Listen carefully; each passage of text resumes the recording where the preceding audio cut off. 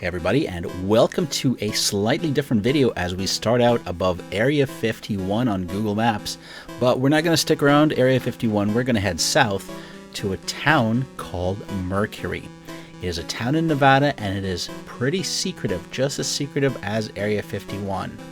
If you haven't heard about the town of Mercury, well, it's on the way to Las Vegas if you're heading in from California, and you can stop over just like Plasma might have stopped right there and stood in front of all these scary signs and decided not to drive any further.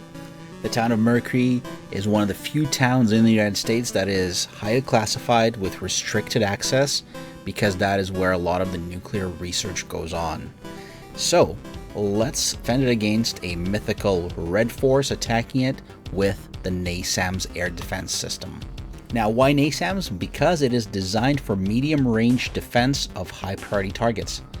Now, mid-range doesn't stand for the fact that it has medium quality. Actually, it stands for literally the range of its air defense capability. In the Russian-Soviet system, the Panzer is the close-up defense, followed by the Tor and the Buk systems, which provide the medium-range coverage of up to about 30 kilometers, 20 miles. And beyond that, the Russian-Soviets deployed the S-300, S-400 system for long-range defense. In the US-NATO configuration, you've got the Stinger Avengers doing the close-up defense. Then you've got the NASAMS covering ranges up to 33 kilometers with Hog batteries in some places. And of course, you've got the Patriot system for long-range defense. Let's jump to the ground and take a look at the NASAMS battery that we have here. The NASAMS battery contains a number of vehicles and support systems, but the heart of the system is the fire distribution center. Think of this as the command and control brain that talks to the radar and to the launchers and integrates everything together.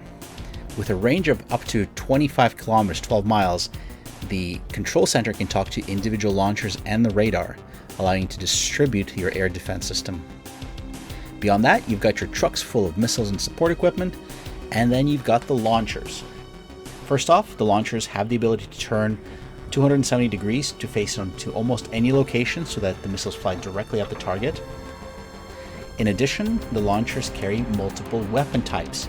In DCS, we've only seen AIM-120s, but in the real world, they can carry the extended range AIM-120s as well as the AIM-9X missiles. And of course, the heart of the system is the radar. The acquisition radar, with a range of about 120 kilometers, about 65-70 miles, can detect enemy targets. It's an X-band radar, so most stealth aircraft are looking for that band to really defend against. But nonetheless, with the ability to use AIM-9s, you can also launch missiles in passive mode at heat signatures above you. And this is your NASAMS battery in a nutshell. 3 launchers, the FDIC for controlling the whole thing, and of course the radar. You've got to have some trucks with fuel, and once everything's ready and you've got some enemies, you fire off those AIM-120s at the targets. In this case, we're launching AIM-120s Bs and Cs in DCS at some Su-25s that are armed for some ground attack. These Su-25s do get demolished. The launch is at a range of about 10 to 12 kilometers, and they are just shot out of the sky pretty quickly. Maybe I would have had a better chance in defending these missiles in an Su-27, but in an Su-25, I'd probably have a bit of a challenge myself as well. Alright, but you can also double tap, and that is really the preferred way of using the NASAMS system. Double tapping increases the chances of a target being taken out.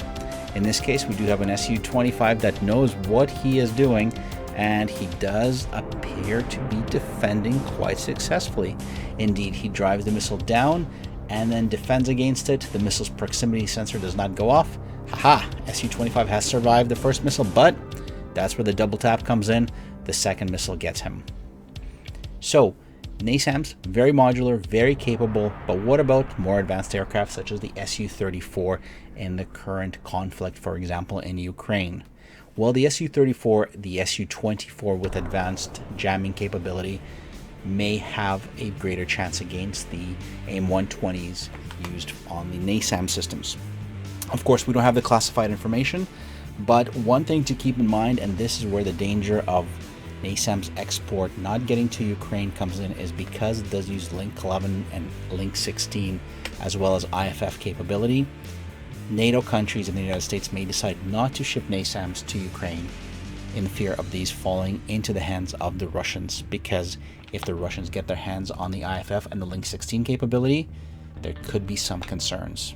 For now, we're watching the NASAMS launch against Su-34s in DCS and successfully protecting the town of Mercury. Hopefully you've liked this format of video. Leave me a comment and let me know if you want to see more.